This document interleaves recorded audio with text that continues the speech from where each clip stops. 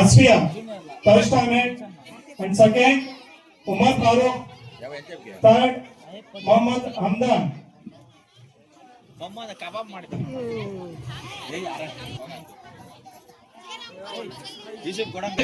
ಶಾಲೆಯಲ್ಲಿ ಸೇರಿಸಲು first second third ಬಹುಮಾನವನ್ನು ಪಡೆದಿರ್ತಾರೆ ವಿದ್ಯಾರ್ಥಿಗಳು. ಬರೀ ಶಿಕ್ಷಣ ಮಾತ್ರ ಅಲ್ಲ, ಮಕ್ಕಳಿಗೆ ವಾಣಿಜ್ಯ ವ್ಯವಹಾರಗಳು ಗೊತ್ತಾಗಬೇಕು ಅಂತ ಹೇಳಿ ನಮ್ಮ ಶಾಲೆಯಲ್ಲಿ ವಿಜ್ಞಾನ ಕಾರ್ಯಾಗಾರ ಹಾಗೂ ಸೇಲ್ಸ್ ಡೇನ ಮಾಡಿರ್ತೀವಿ. ಮಕ್ಕಳ ಸಂತೆ, ಅದರಲ್ಲಿ ಪ್ರಥಮ, ದ್ವಿತೀಯ, ತೃತೀಯ 3 ಬಹುಮಾನವನ್ನ ಈ ವಿದ್ಯಾರ್ಥಿಗಳು ಪಡೆದಿರ್ತಾರೆ. Thank you sir, thank you so much.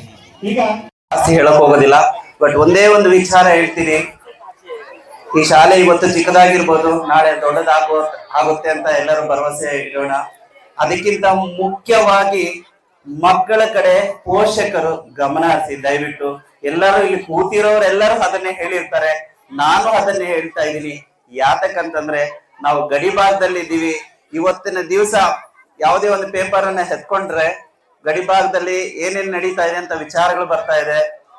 First place ಅಲ್ಲಿ ಇದೀವಿ ಅಂತ ಹೆಮ್ಮೆಯಿಂದ ಹೇಳ್ಕೊಬೇಕಾಗಿ ಬಂದಿದೆ. ಈಗ ಫಸ್ಟ್ ಪ್ಲೇಸ್ ಅಲ್ಲಿ ಎಜುಕೇಶನ್ ಅಲ್ಲಿ ಇದೀವಿ ಅಂತಂದ್ರೆ ತುಂಬಾ ಖುಷಿ ಪಡ್ತೀವಿ. ಬೇರೆ ಒಂದು ಚಟುವಟಿಕೆಗಳಲ್ಲಿ ನಮ್ಮ ಮಕ್ಕಳು ತೊಡಗಿ ಆ ಒಂದು ವಿಚಾರಗಳಲ್ಲಿ ಪೊಲೀಸ್ ಸ್ಟೇಷನ್ ಒಂದು ಮೆಟ್ಲತ್ತಾ ಇದಾರೆ ಅಂತಂದ್ರೆ ಅದಕ್ಕೆ ಕಾರಣಕರ್ತರು ಖಂಡಿತ ನಾನಂತ ಹೇಳ್ತೀನಿ. ಪೋಷಕರ ಒಂದು ಅಬ್ಸರ್ವ್ ಮಾಡದೆ ಬಿಟ್ಟಿರೋದಕ್ಕೆ ಇದು ಹೊಣೆ ಅಂತ ನಾನು ಹೇಳಕ್ ಇಷ್ಟಪಡ್ತೀನಿ. ನಮ್ಮ ಮಗು ಇವತ್ತು ಶಾಲೆಗೆ ಹೋಗ್ತಾ ಇದೆ ಅಥವಾ ಕಾಲೇಜ್ಗೆ ಹೋಗ್ತಾ ಇದೆ ಅಥವಾ ಕೆಲ್ಸಕ್ಕೆ ಹೋಗ್ತಾ ಇದೆ ಅಥವಾ ಯಾವುದೋ ಒಂದು ವಿಚಾರದಲ್ಲಿ ತೊಡಗಿದೆ ಅಂತಂದ್ರೆ ನಾವು ಸಾಕಷ್ಟು ಅಬ್ಸರ್ವ್ ಮಾಡ್ಬೇಕಾಗುತ್ತೆ. ಅಬ್ಸರ್ವ್ ಮಾಡಿದಾಗ ಈ ತರದನ್ನೆಲ್ಲ ನಾವು ತಡೆ ಹಾಕ್ಬೇಕು. ಅದಕ್ಕಿಂತ ಮುಂಚಿತವಾಗಿ ಯಾವುದೇ ಮಗು ಯಾವುದೇ ಶಾಲೆಯಲ್ಲಿ ಓದುತ್ತಾ ಇದ್ರೆ ಫಸ್ಟ್ ಅಲ್ಲಿ ಯಾವುದೋ ಒಂದು ಸಣ್ಣ ವಿಚಾರ ನಡೆದಾಗ ಮಗುವಿಗೆ ಬಂದು ಬೆಂಬಲ ಯಾವ ರೀತಿ ಕೊಡ್ತೀರಂತಂದ್ರೆ ನೀವು ಫಸ್ಟ್ ನೀನ್ ಏನ್ ಮಾಡ್ದಪ್ಪ ಅಂತ ಕೇಳೋದಿಲ್ಲ, ಯಾಕೆ ನನ್ನ ಮಗುಗೆ ಹೊಡೆದ್ರಿ ಅಂತ ಕೇಳ್ತೀರಾ. ನೀವು ಮೊದಲನೇ ಒಂದು ಸ್ಟೆಪ್ ಅನ್ನ ನೀವೇ ಅಲ್ಲಿ ಹಚ್ಕೊಟ್ಟಂಗಾಗುತ್ತೆ. ಈ ವಿಚಾರಗಳನ್ನ ಕ್ಲೀನ್ ಆಗಿ ಅರ್ಥ ಮಾಡ್ಕೊಳ್ಳಿ. ಎಲ್ಲರೂ ಹೇಳಿರ್ತಾರೆ, ನಾನು ಒಂದ್ 2 ಮಾತು ಮಾತ್ರ ಮಾತಾಡ್ತೀನಿ, ಜಾಸ್ತಿ ಮಾತಾಡಕ್ ಹೋಗೋದಿಲ್ಲ. ಯಾಕಂದ್ರೆ ಈಗ ನಿಮ್ಮ ಮಕ್ಳು ಪ್ರೋಗ್ರಾಮ್ಸ್ ಎಷ್ಟಿದೆ ಮೇಡಮ್? ಎಷ್ಟು ಲಿಸ್ಟ್ ಇದೆ ಮೇಡಮ್? ಎಷ್ಟಿದೆ ಇನ್ನು ಪ್ರೋಗ್ರಾಮ್ ಲಿಸ್ಟ್? ತುಂಬಾ ಇದೆ. ಅದಕ್ಕೋಸ್ಕರ ನಾನು ಹೆಣ್ ಮಾಡ್ತೀನಿ. Thank you. ಒಂದೆರಡು ಮಾತುಗಳನ್ನು ಮಾತಾಡೋದಕ್ಕೆ ಕಾಲಾವಕಾಶ ಕೊಟ್ಟಿದ್ದಂತ ಈ ಶಾಲಾ ಆಡಳಿತ ಮಂಡಳಿಯವರಿಗೆ ತುಂಬಾ ಹೃತ್ಪೂರ್ವಕ ಧನ್ಯವಾದಗಳನ್ನು ಮುಗಿಸ್ತಾ ಇದ್ದೀನಿ. Thank you. Third standard Kushal B. Fourth standard Mohammad Sar. Fifth standard Shashank B. Sixth standard Likit Kumar. Please come forward.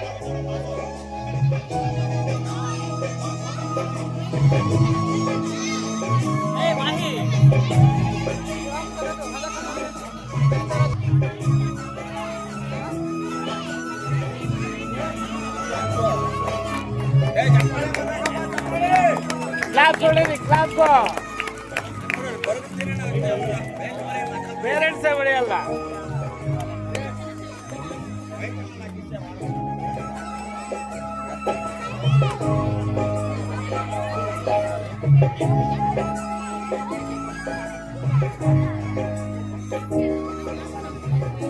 ಚಪ್ಪಳೆ ಹೊಡಿಬೇಕಂತ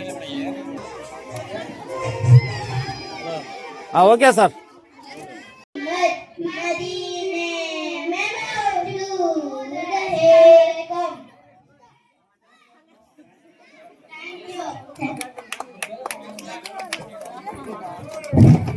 ದಯವಿಟ್ಟು ಚಪ್ಪಾಳೆ ಹೊರೀರಿ, ಮಕ್ಕಳಿಗೆ ಪ್ರೋತ್ಸಾಹ ಕೊಡ್ರಿ. ಎಲ್ಲರೂ ಸೈಲೆಂಟ್ ಆಗಿ ಕುತ್ಕೊಂಡಿದ್ರೆ ಬರೋದಿಲ್ಲ. Thank you SP and Usam for this beautiful night. So next welcome. Now let's welcome Tanushri on the stage for the Bharatanatyam dance performance. Okay, next we will begin with the welcome song for Pongatai ma'am. Please come on the stage.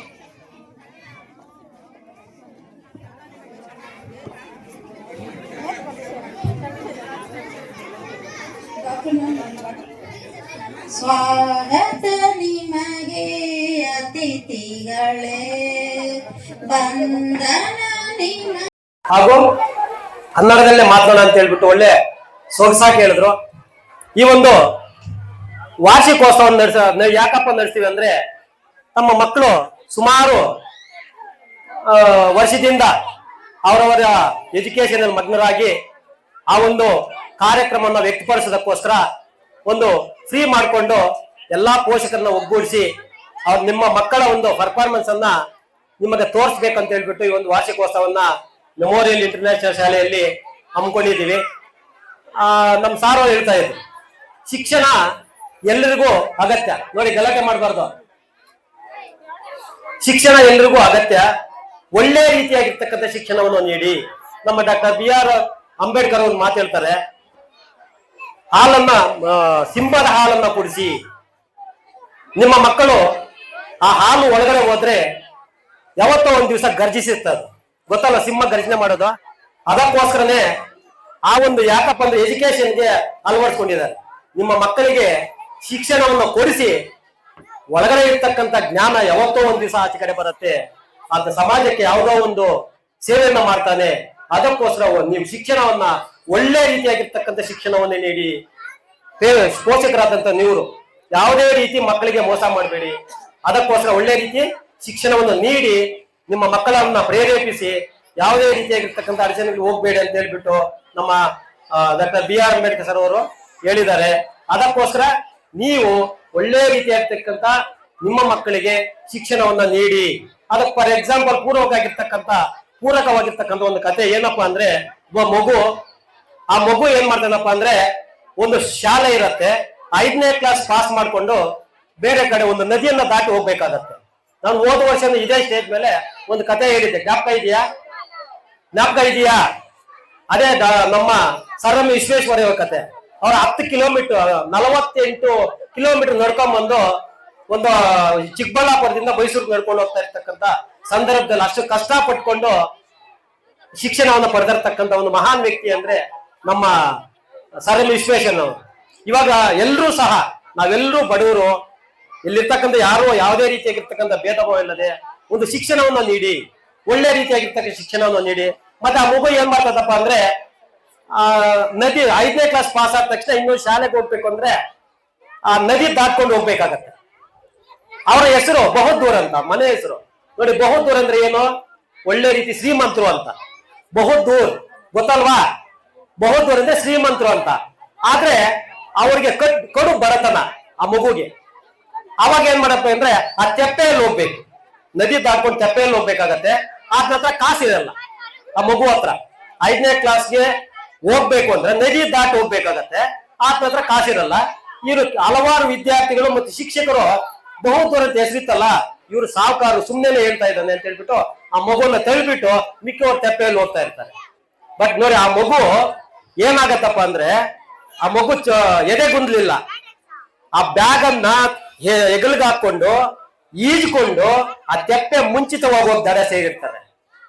ನೋಡಿ ಎಷ್ಟು ಕಷ್ಟ ಪಟ್ಕೊಂಡು ಹೋಗ್ತಾ ಇದ್ದಾರೆ. ಈಗಿನ ಕಾಲದಲ್ಲಿ ನಾವು bus ನಮ್ಮ ಮನೆ ಹತ್ರನೇ ಇಳಿಬೇಕು, ಕರೆಕ್ಟ್ ಅಲ್ಲ? ಅಲ್ಲ, ನಾನು ಒಬ್ಬ ಪೋಷಕನೇ. ಬಟ್ ನಮ್ಮ ಮಕ್ಕಳನ್ನ ಬೀದಿಗೆ ಬಿಡ್ತಾ ಇಲ್ಲ ಅಲ್ವಾ? ಆಟ ಆಡಕ್ ಬಿಡಿ, ಎಲ್ಲಿ ಮುಟ್ಕೊಂಡ್ರೆ ಮಣ್ಣಾಗ ಹೋಗತ್ತ ಅಲ್ವಾ? ಆ ರೀತಿ ಮೊದ್ಲ ಕಾಲದಲ್ಲಿ ಹೇಳ್ತಾ ಇದ್ರು. ಏನಪ್ಪಾ ಅಂದ್ರೆ ಚಂದ ನಾವು ನಮ್ ಕಾಲದಲ್ಲಿ ಇರ್ತಕ್ಕಂಥ, ನಮ್ ಕಾಲ ಅಂದ್ರೆ ಒಂದ್ ಸುಮಾರು 20 ವರ್ಷ 30 ವರ್ಷಕ್ಕೆ ಮೊದ್ಲು ಹಲವಾರು ರೀತಿಗಳ ಆಟಗಳು ಆಡ್ತಾ ಇದ್ರು. ಇವಾಗ ಇದೆಯಾ? ನಮ್ಮ ಮಕ್ಕಳು ಕಲಿಸ್ತಾ ಇದೀವ ಇವಾಗ ಅಲ್ವಾ? ನಾವೇನಿದ್ರು ಮೊಬೈಲ್ ಅಲ್ಲ, ಹೋದ ವರ್ಷನೂ ಆಗಿದೆ ಅದು ಗೊತ್ತು. ಇನ್ಸ್ಟಾಗ್ರಾಮು, ವಾಟ್ಸಪ್, ಯೂಟ್ಯೂಬು, ಇದೆಲ್ಲ ನಾವೇ ಪೇರೆಂಟ್ಸ್ ಮಗ್ನರಾಗ್ಬಿಟ್ಟಿದೀವಿ ಇದ್ರಲ್ಲಿ ಅಲ್ವಾ? ಅಲ್ಲ, ಒಳ್ಳೇದು ಇದೆ, ಕೆಟ್ಟದ್ದು ಇದೆ. ನಾನು ಅದ್ರಲ್ಲಿ ಅರ್ಧ ನಿಲ್ಲಿಸಿದೆ ಕತೆ. ಅದ್ ಮುಂದಕ್ಕೆ ಇದು ಏನಪ್ಪಾ ಅಂದ್ರೆ ದಾಟ್ಕೊಂಡು ಹೋಗ್ತಾ ಈ ಶಿಕ್ಷಕರನ್ನ ಮತ್ತು ವಿದ್ಯಾರ್ಥಿಗಳು ಬಂದ್ರಲ್ಲ ಆ ಕಡೆ ಹೋಗಿ ವೆಲ್ಕಮ್ ಮಾಡ್ತಾ ಮಗು ಈಜ್ಕೊಂಡು ಹೋಗಿ. ಸುಮಾರು ಆ ನದಿ ಹೆಸರು ಅವ್ರು ಯಾರು ಅಂತ ನಾನು ಹೇಳ್ತೀನಿ, ಅರ್ಥ ಆಯ್ತಾ? ಅಷ್ಟು ಕಷ್ಟ ಪಟ್ಕೊಂಡು ಹೋಗಿ ವಿದ್ಯಾಭ್ಯಾಸ ಮಾಡಿ ನಮ್ಮ ಭಾರತ ದೇಶದ 2ನೇ ಪ್ರಧಾನಮಂತ್ರಿ ಯಾರು ಅವ್ರ ಹೆಸರು ಗೊತ್ತಾ? ಲಾಲ್ ಬಹದ್ದೂರ್ ಶಾಸ್ತ್ರಿ. ಹೇಳಿ, ಹೊಡೀರಿ ಚಪ್ಪಾಳೆ.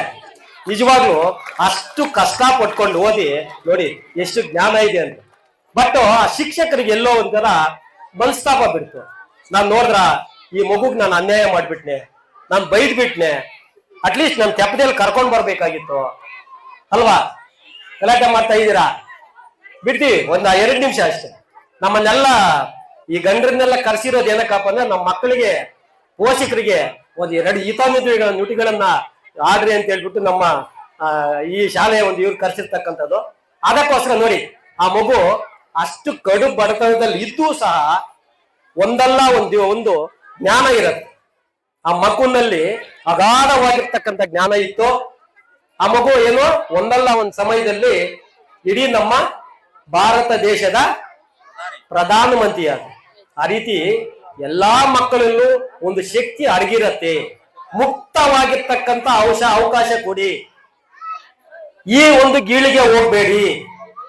ನಾವೊಂದು ಹೇಳ್ತೀನಿ, ನಾನು ಸಹಿತ ಊಟ ಮಾಡ್ತಾ ಇರ್ತೀವಿ, ಟಿವಿ ನೋಡ್ತಾ ಇರ್ತೀವಿ, ಕರೆಕ್ಟಾ?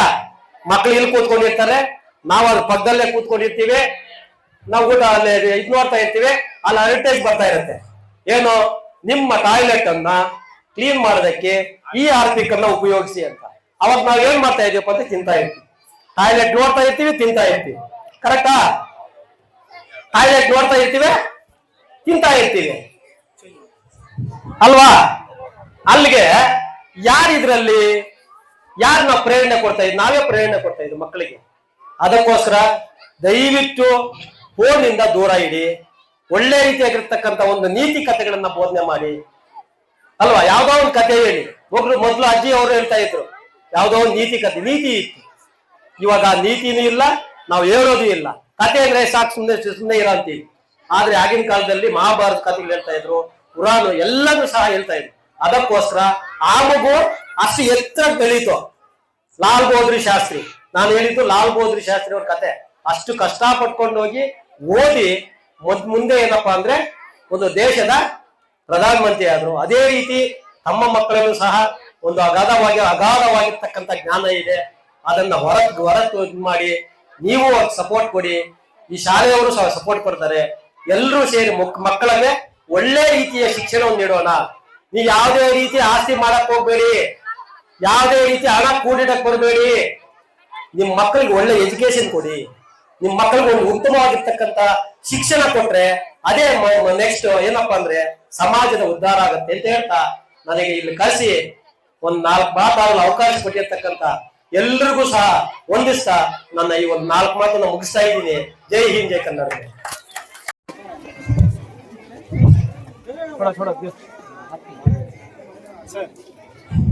We'll plant saplings and kick-start our eco-friendly drive.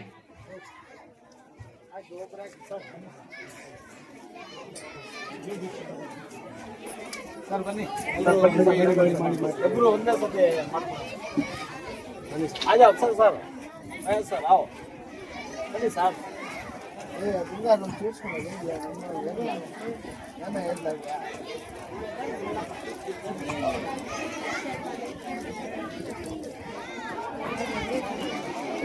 ಮಣ್ಣಿಂದ ಫುಲ್ ಆಗ್ತೈತಿ.